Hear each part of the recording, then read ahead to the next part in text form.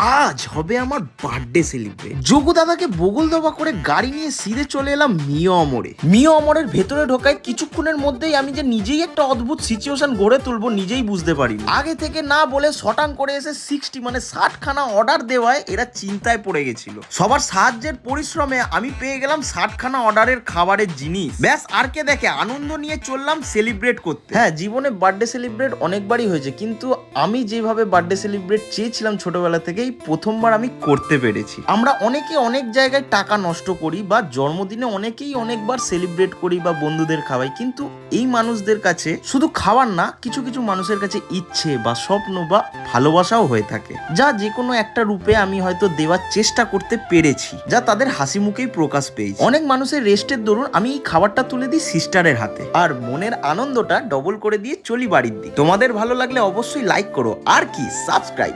Yes.